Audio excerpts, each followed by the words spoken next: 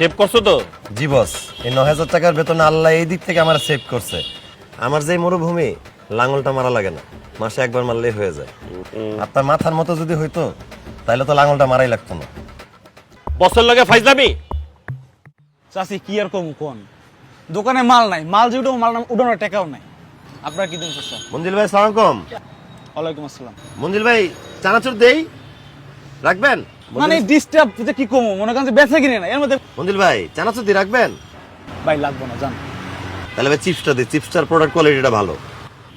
ভাই লাগবো না, কিচ্ছু লাগবো না, কইলাম তো, বুঝেন না বাংলা নাকি? ভাই মোটর ভাজাটা, এই প্রোডাক্টটা খুব চলতেছে মার্কেটে। মোটর ভাজা কয়টা দেই? 50টা পিস দেই।